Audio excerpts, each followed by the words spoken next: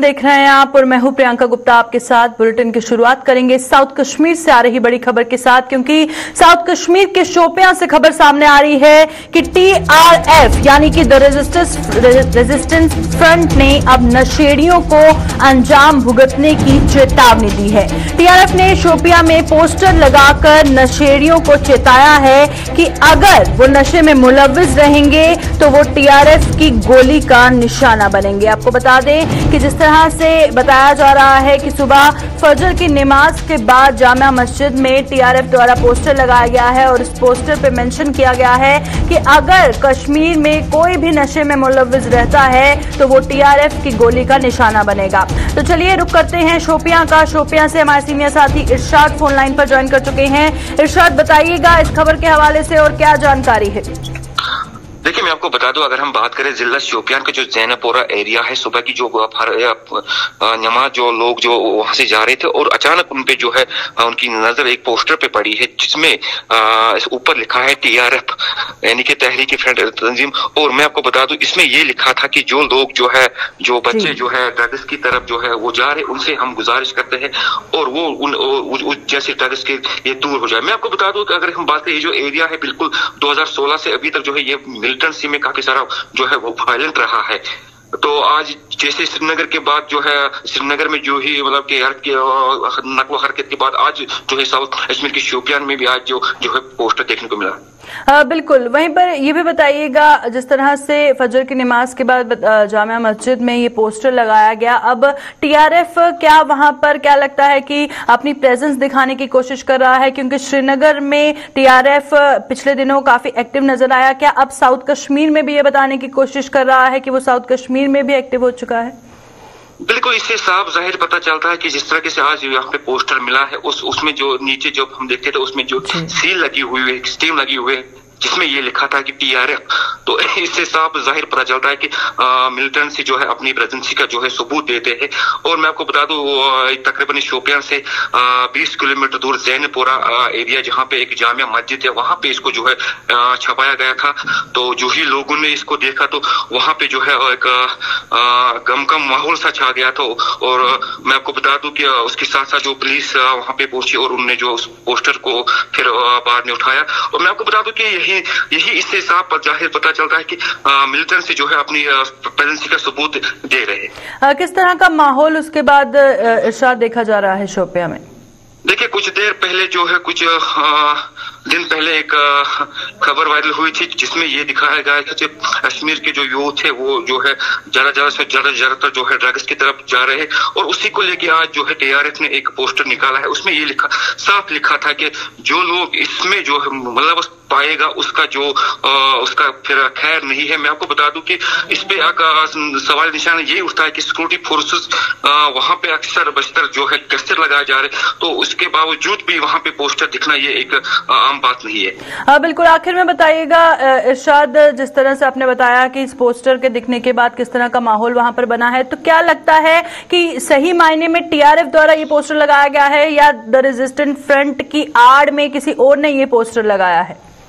देखिए, मैं आपको बता दूं कि जिस तरह से वहां पे सील लगी हुई है TRF की, तो अभी मैं बता दूं कि पुलिस ने इस पोस्टर को अपने कस्टडी में, और मैं आपको बता दूं कि अभी इसकी पुष्टि नहीं हुई कि क्या है वाकई ये बिल्कुल ये वाकई TRF ने ये काम किया है और किसी ने अभी इसकी पुष्टि नहीं हुई। जिस तरह के इसमें सील लगी हुई है, नीचे TRF की सील लगी हुई, उस हिसाब से लग रहा है कि ये काम जो है उन्होंने किया है। और मैं आपको बता दूं कि वो लोग जो है जिन्होंने ये पोस्टर छपाया है बिल्कुल जामिया मस्जिद के गेट के बिल्कुल वहां पे छपाया है। और जो ही लोग जो है अपने फजर नमाज के लिए जा रहे थे और वहां पे उन्होंने जो पोस्टर देखा है, सबसे पहले ऊपर उसमें लिखा था TRF यानी कि तहरीक फ्रंट।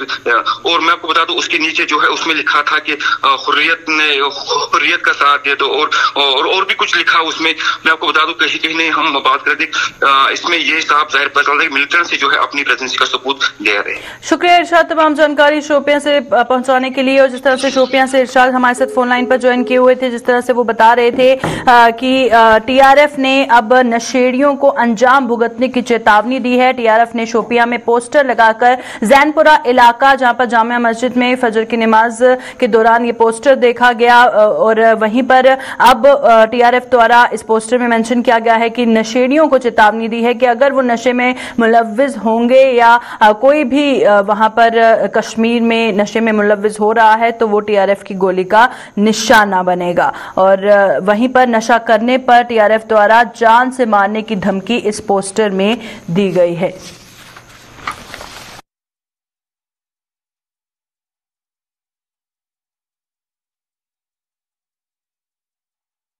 तो चलिए बढ़ते हैं आगे और अब फिर बात करेंगे साउथ कश्मीर की, क्योंकि साउथ कश्मीर से दूसरी बड़ी खबर सामने आ रही है कि मिशन कश्मीर पर पूर्व मुख्यमंत्री गुलाम नबी आजाद निकले हैं, और आजाद आज अनंतनाग में एक जनसभा को संबोधित करेंगे। कांग्रेस के कई अन्य नेता भी पहुंच रहे हैं अनंतनाग, और वहीं पर जिस तरह से अब बताया जा रहा है कि पूर्व मुख्यमंत्री गुलाम नबी आजाद का ये मिशन कश्मीर है, जगह जगह पर जाके जनसभा को संबोधित करेंगे, लोगों के बीच जाएंगे, उनकी बात सुनेंगे, और वहीं पर उन पर जो लोगों का उन पर विश्वास है वो देखने को मिलेगा कि उनकी पार्टी पर कितना विश्वास है। हालांकि अगर हम पॉलिटिकल सिनारियो की जम्मू कश्मीर में बात करें तो हर कोई पॉलिटिकल पार्टी कोशिश कर रही है लोगों के बीच जाने की, उनका विश्वास जीतने की, और जो गुलाम नबी आजाद का मिशन कश्मीर है उसके तहत आज वो साउथ कश्मीर के अनंतनाग में जनसभा को संबोधित करेंगे, और कांग्रेस के कई अन्य नेता भी अनंतनाग पहुंच रहे हैं। चलिए हमारे साथ ग्राउंड से ज्वाइन कर चुके हैं फिदा हुसैन। फिदा, बताइएगा गुलाम नबी आजाद का जो आज ये मिशन कश्मीर का अनंतनाग का दौरा है, इस हवाले से क्या जानकारी है?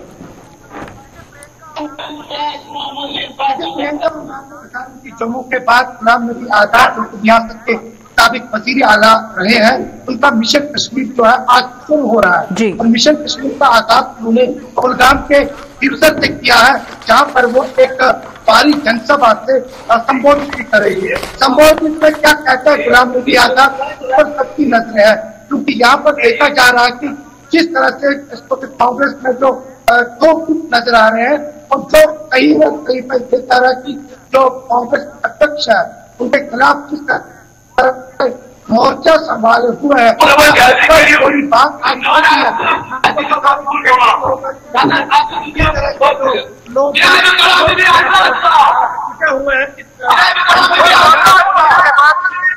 आपको बता दूं कि ये पहली जनसभा है पश्चिम कश्मीर के जिला कुलगाम में, जहाँ पर रियासत के साबिक वज़ीर आला और अगर हम केंद्र सरकार के की बात करेंगे जो पूर्व मंत्री रहे हैं वहाँ पर यूपीए 1 में भी और यूपीए 2 में भी, और उसमें गुलाम नबी आजाद जो है स्वास्थ्य मंत्री के रूप में थे, और आज वो पहली बार दक्षिण कश्मीर में जो धारा 370 है उससे हफ्ते के बाद की पहली जनसभा में मैं आपको बता दूं कि यहाँ पर कांग्रेस के काफी ज्यादा मुद्दा जो है वो यहाँ पर पहुंचे हैं, जम्मू से भी और झांसी से भी, और गुलाम नबी आजाद जो है वो बस यहाँ पर पहुंच रहे हैं, और उसके स्वागत के लिए मैं आपको दिखाने की कोशिश करूंगा। गुलाम नबी आजाद जो है बस वो पहुंच गए हैं यहाँ पर, और उनके स्वागत के लिए जो कांग्रेस के मैं आपको दिखाऊंगा यहाँ पर कुछ तस्वीरें दिखाऊंगा। यहाँ पे कांग्रेस के बड़े अधिकारी जो है वो यहाँ पर पहुंच गए हैं, जिसमें पूर्व जो विधायक है वो है, पूर्व मंत्री है वो यहाँ पर है, सीएम जरूरी है, जम्मू से शिकार रसूल की बात करेंगे वो यहाँ पर पीछे हुए हैं, मोहम्मद अमीन भट्ट, गुलाम नबी मोंगा, ऐसे बहुत सारे नेता है कांग्रेस के जो यहाँ पर पहुंचे हैं, और गुलाम नबी आजाद जो है वो बस पहुंच गए हैं, और 1 या 2 मिनट में वो इस जलसे गाह में पहुंचेंगे, जहाँ पर वो कार्यकर्ताओं से संबोधित करेंगे। लेकिन ये काफी अहम माना जाता है, क्योंकि दक्षिण कश्मीर जो प्रियंका मैं आपको बता दूं, दक्षिण कश्मीर में गुलाम नबी आजाद जो है वो बस पहुंच गए हैं। यह गुलाम नबी आजाद जिस गाड़ी में वो सवार है वो यहाँ पर पहुंच गए हैं, और गुलाम नबी आजाद जिस तरह से मैंने कहा कि धारा 370 हत्या के बाद पहली बार जो है यहाँ पर ये जनसभा हो रही है, और इस जनसभा में क्या भारी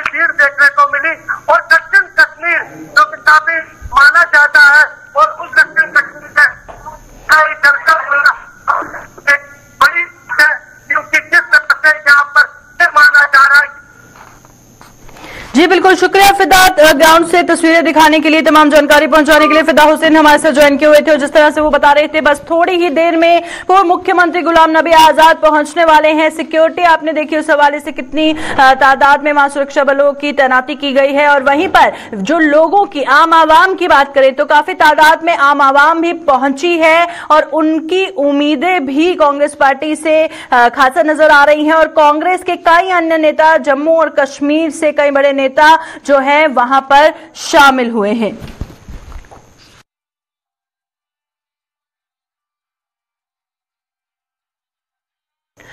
जहां पर हर पॉलिटिकल पार्टी ये कोशिश कर रही है कि आम आवाम का विश्वास जीता जा सके, वहीं पर दूसरी ओर आपको बता दें, रामबन से खबर सामने आ रही है कि नेशनल कॉन्फ्रेंस आला कमान का चुनाव रीजन का दौरा जारी है और उमर अब्दुल्ला आज रामबन जिले में जनसभा को संबोधित करेंगे। पार्टी नेताओं और कार्यकर्ताओं से भी बैठक वे करेंगे और चुनाव रीजन के अन्य जिलों का दौरा भी उमर अब्दुल्ला करेंगे। तो हम आपको बता रहे हैं, जहां लगातार जो पॉलिटिकल पार्टी से कोशिश कर रही हैं लोगों के बीच जाने की, उनकी समस्याएं सुनने की, और लोगों को भी खासा उम्मीदें हैं कि कौन सी पॉलिटिकल पार्टी उभर के आएगी और हम जो हमारी समस्याओं का समाधान करेगी और हमारी मुश्किलें सुनेगी। जहां पर एक तरफ हमने आपको बताया कि साउथ कश्मीर के अनंतनाग में पूर्व मुख्यमंत्री गुलाम नबी आजाद पहुंच रहे हैं, वहीं दूसरी ओर आज रामबन में उमर अब्दुल्ला जो है रामबन जिले में जनसभा को संबोधित करेंगे। तो चलिए रुक करते हैं रामबन से, हमारे संवाददाता नदीम हमारे साथ ज्वाइन कर चुके हैं। नदीम, बताइएगा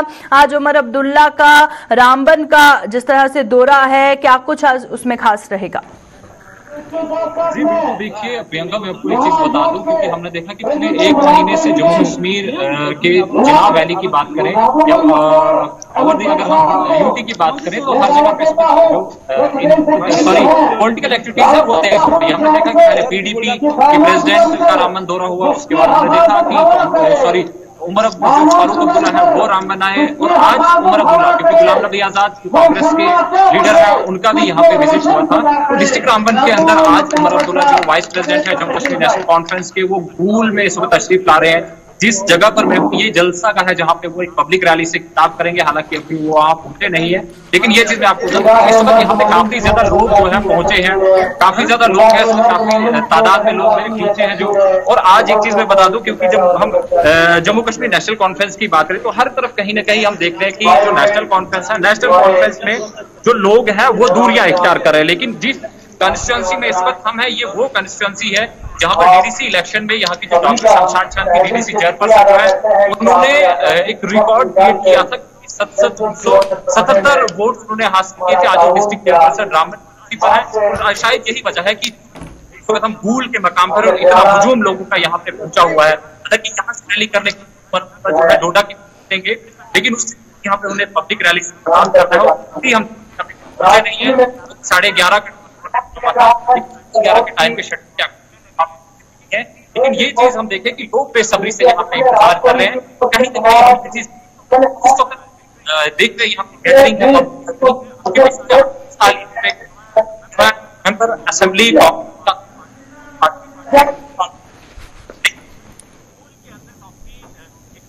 जो है इससे काफी गैदरिंग दिख रही है, और कहीं ना कहीं ये चीज साफ होती है कि Jammu Kashmir national conference DDC election की तरह आज की डेट में भी यहाँ पे काफी मजबूत नजर आ रहे हैं। जी प्रियंका, बिल्कुल, और साफ तौर पर हम तस्वीरों में देख पा रहे हैं नदीम की काफी तादाद में लोग वहां पर मौजूद हैं। लोगों से आपने बातचीत करने की कोशिश की, कितनी उम्मीदें उनकी बंधी हुई हैं अगर हम बात करें नेशनल कॉन्फ्रेंस से, और वहीं पर आज उमर अब्दुल्ला के दौरे को लेकर कितना उनमें उत्साह है? जी बिल्कुल, देखिए प्रियंका, मैंने एक चीज देखी है यहाँ पे, जब मैं यहाँ पे पहुंचा हूँ जलसा गांव में, तो लोग काफी जोश और खरोश थे, क्योंकि जून की जब हम बात करते हैं तो काफी टेम्परेचर यहाँ पे डाउन है, लेकिन सुबह ही लोग अपने घरों से निकल आए थे उमर अब्दुल्ला साहब को सुनने के लिए। और उम्मीदों की जहां तक बात करें, काफी उम्मीदें वाबिस्ता है लोगों की जम्मू कश्मीर नेशनल कॉन्फ्रेंस से, क्योंकि डीडीसी जो काउंसिलर्स अगर हम देखें यहाँ पे, तो गूल और संगलदान जो असेंबली कंस्टिट्यूंसी गूल अरनाथ है, तो यहाँ पे दोनों काउंसिलर्स जो है वो जम्मू कश्मीर नेशनल कॉन्फ्रेंस के, और इस रामबन के अंदर अगर देखें चेयरपर्सन जो डीडीसी की है वो भी जम्मू कश्मीर नेशनल कॉन्फ्रेंस है, और वही सब डिवीजन जिसमें अभी हमें यहीं से हमारे जो है डीडीसी काउंसिलर का ताल्लुक भी है। तो यही वजह है कि लोगों की उम्मीदें काफी वाबिस्ता है, और कुछ हद तक लोगों का ये कहना है कि हमारा काम भी हुआ है, जो हमारी जेन्युइन डिमांड थी वो पूरी हुई है, और इसीलिए हम यहाँ पहुंचे कि आने वाले वक्त में हम जम्मू कश्मीर नेशनल कॉन्फ्रेंस को सपोर्ट करें, ताकि हमारी जो कमियां हैं, जो हमारी मुश्किलात हैं, उनका कहीं असाला हो।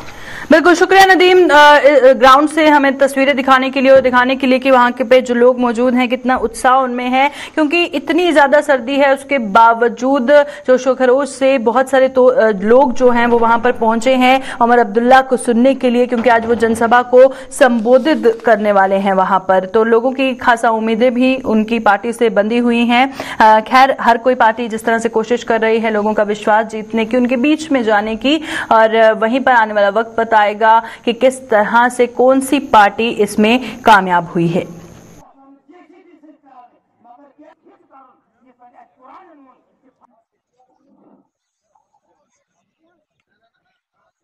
तो चलिए अब रुक करते हैं किश्तवाड़ का, क्योंकि किश्तवाड़ से खबर सामने आ रही है कि किश्तवाड़ से जंस्कर तक जो हाईवे है उसमें जल्द डीपीआर बनने वाली है। अठोली और मचेल से लेकर जंस्कार तक हाईवे का निर्माण होगा और हाईवे बनने पर किश्तवाड़ की अर्थव्यवस्था का ग्राफ भी बढ़ेगा।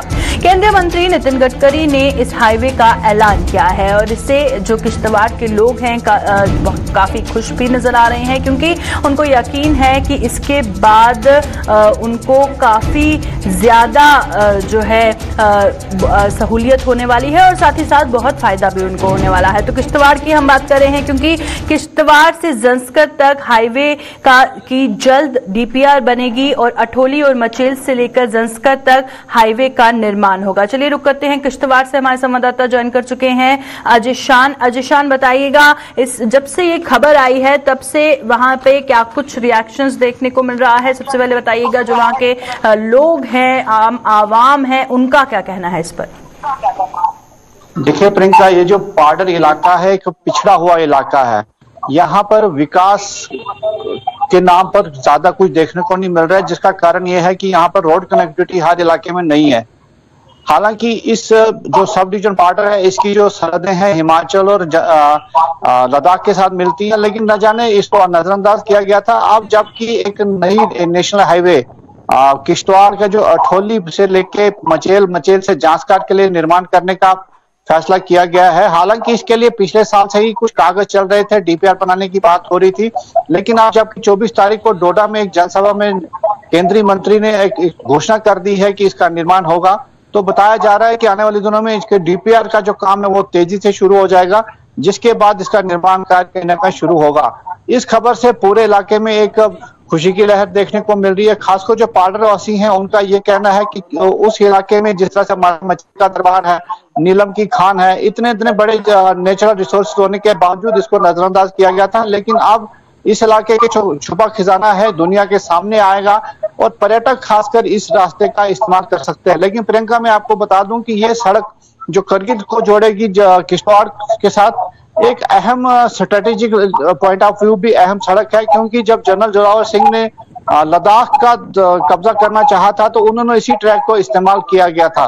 तो कहीं ना कहीं सामरिक दृष्टि से भी इसका एक महत्व है कि करगिल के साथ एक लिंक होगा और एक अल्टरनेट सड़क वहां पर मिलेगी, जिसका फायदा बॉर्डर को और खास जरूर मिलेगा। यहाँ का आर्थिक विकास होगा और डेवलपमेंट के साथ साथ यहाँ पर टूरिज्म भी बढ़ेगा। तो कहीं ना कहीं लोगों को काफी खुशी और उम्मीदें देखने को मिल रही हैं। जी प्रियंका, शुक्रिया अजय इस पर जानकारी देने के लिए। अजय शान जिस तरह से हमें बता रहे थे काफी ज्यादा फायदा वहां के लोगों को होगा, चाहे हम टूरिज्म की बात करें, क्योंकि इससे टूरिज्म भी बूस्टअप होगा। जो किश्तवाड़ से सीधी सड़क करगिल को जोड़ेगी, इससे लोगों को बहुत ज्यादा सहूलियत मिलेगी और सबसे बड़ी बात कि उनको फायदा भी इससे पहुंचेगा, जिससे खुशी की लहर किश्तवाड़ में देखने को मिल रही है।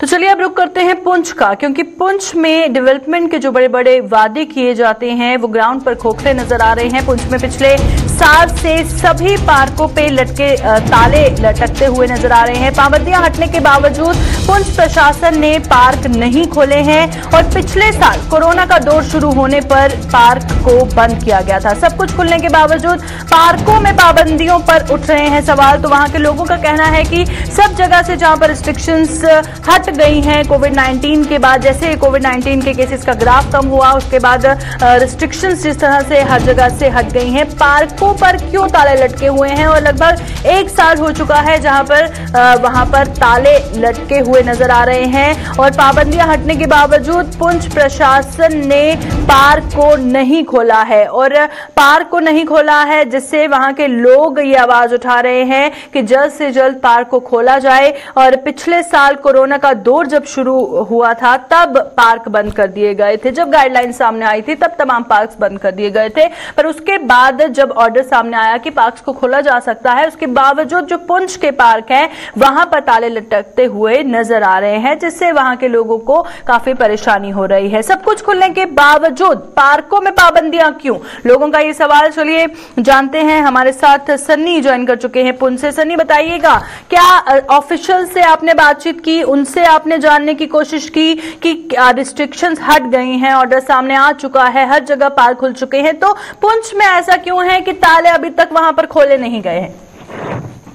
जी बिल्कुल, मैं आपको बता दूं, पुंछ की बात करें तो पुंछ जो अभी से कुछ दिन पहले ये कहा गया था कि पार्क और जो बाकी की जगह है उनको खोल दिया जाएगा। पर आज हमने जब प्रशासन से बात की है तो प्रशासन की तरफ से ये कहा गया है कि जो पार्क हैं इनको अभी तक पूरी तरह से नहीं खोला जा सकता, क्योंकि फिर से कोविड के केस जो हैं वो बढ़ना शुरू हो गए हैं और पार्क में ज्यादातर लोग जो हैं वो गांव से या बाहर से आते हैं।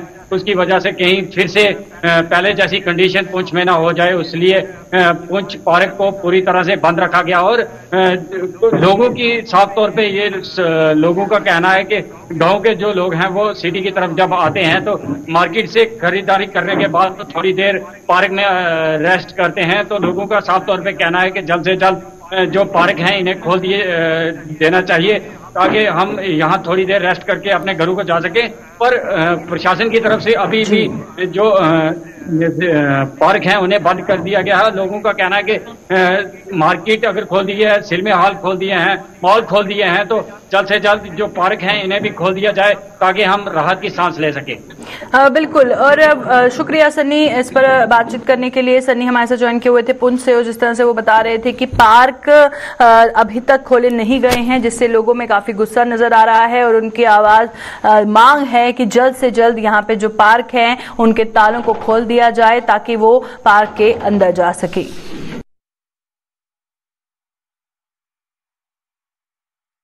बीएसएफ ने अपने स्थापना दिवस के उपलक्ष्य पर विभिन्न गतिविधियां शुरू कर दी हैं और बीएसएफ का स्थापना दिवस 1 दिसंबर को मनाया जाएगा। देश की प्रथम रक्षा पंक्ति के ये प्रहरी सीमाओं की सुरक्षा के साथ साथ समाज के प्रति भी अपनी जिम्मेदारी निभा रहे हैं। और स्थापना दिवस के उपलक्ष्य पर बीएसएफ की 46वीं बटालियन कानाचक में एक कार्यक्रम का आयोजन कर जहां रक्तदान किया, वहीं एक मेडिकल कैंप का आयोजन कर ग्रामीण हलकों के कई लोगों के स्वास्थ्य की भी जांच की गई। इसके अलावा कुछ दिव्यांगों में भी जरूरत का सामान वितरित किया गया।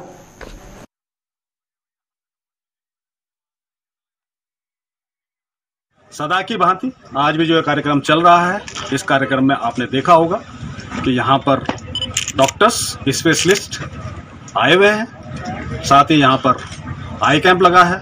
और मुझे यह कहते हुए बहुत ही हर्ष की अनुभूति हो रही है कि यहाँ पर जो गुलशन रैना क्लिनिक सुंदरबनी द्वारा यहाँ पर आई कैंप लगाया गया है, यहाँ पर आने वाले प्रत्येक व्यक्ति को यदि जरूरत पड़ेगी तो वह उनका उपचार भविष्य में भी फ्री करेंगे।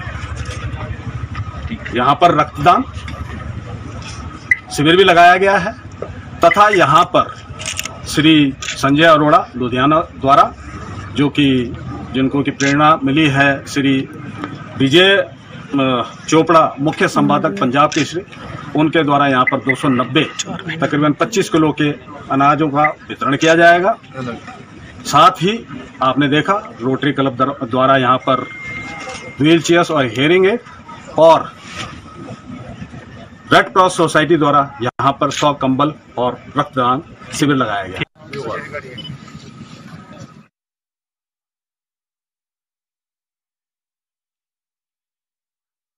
अभी के बुलेटिन में फिलहाल इतना ही। दीजिए इजाजत, नमस्कार।